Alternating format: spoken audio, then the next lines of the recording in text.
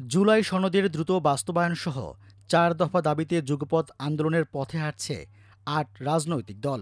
সংশ্লিষ্ট দলগুলো শিগগিরই পৃথক সংবাদ সম্মেলনের মাধ্যমে তাদের কর্মসূচির বিস্তারিত জানাবে।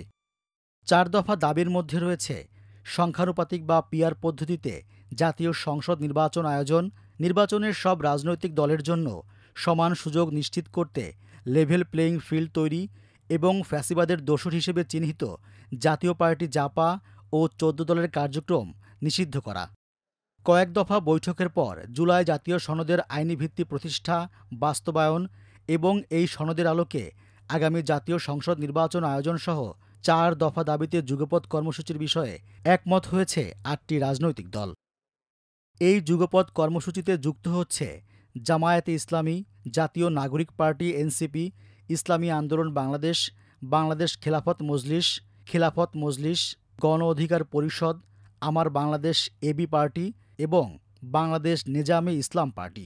এর মধ্যে বাংলাদেশ খেলাফত মজলিস ১৪ সেপ্টেম্বর সংবাদ সম্মেলন করবে। তখনই যুগপৎ আন্দোলনের কর্মসূচি ঘোষণা করবে বলে দলীয় সূত্রে জানা গেছে। অন্য দলগুলোরও শিগগিরই কর্মসূচি ঘোষণার কথা রয়েছে। আগামী সপ্তাহ থেকে যুগপৎ কর্মসূচি শুরু হতে পারে। ইসলামী আন্দোলনের জ্যেষ্ঠ যুগ্ম মহাসচিব গাজী আতাউর রহমান প্রথম আলোকে জানিয়েছেন, তারা আগামী ১৫ সেপ্টেম্বর পুরানা পল্টনে দলের কেন্দ্রীয় কার্যালয়ে সংবাদ সম্মেলন করে কর্মসূচির ঘোষণা দেবেন। জুলাই সনদের আইনি ভিত্তি ও কিছু মৌলিক বিষয়ে এনসিপির সঙ্গে জামায়াতে ইসলামী সহ কয়েকটি দলের মধ্যে প্রাথমিক বোঝাপড়া হয়েছে।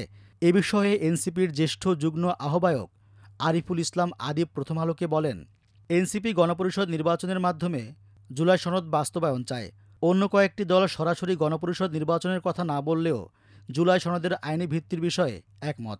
বিভিন্ন দলের সঙ্গে এটিসহ কয়েকটি বিষয় নিয়ে আমাদের আনুষ্ঠানিক আলোচনা হয়েছে। অভিন্ন ইস্যুতে যুগপৎ আন্দোলনের আলোচনাও আছে। বিষয়টি এখনও চূড়ান্ত হয়নি। দলগুলোর নেতারা বলছেন, তারা প্রধান উপদেষ্টার ঘোষিত সময় আগামী ফেব্রুয়ারি মাসের প্রথমার্ধে নির্বাচন চান। জুলাই সনদের ভিত্তিতেই সেই নির্বাচন চান। তবে পিআর পদ্ধতি নিয়ে ৮ দলের মধ্যে মতপার্থক্য রয়েছে। কিছু দল সংসদের ২ কক্ষেই পিআর চাইলেও অন্যরা শুধু উচ্চকক্ষে এ পদ্ধতির পক্ষে। তাই দলগুলো নিজ নিজ অবস্থান অনুযায়ী দাবি উপস্থাপন করবে। জাতীয় পার্টি ও ১৪ দলীয় জোটের কার্যক্রম নিষিদ্ধের দাবিতে দলগুলো একমত। তাদের মতে, ফ্যাসিবাদী দল হিসেবে আওয়ামী লীগ নিষিদ্ধ হলে তার সহযোগীদেরও নিষিদ্ধ করা উচিত।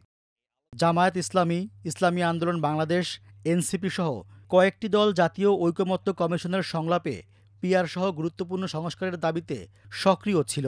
এবার তারা ৮ দল মিলে যুগপৎ কর্মসূচিতে নামছে।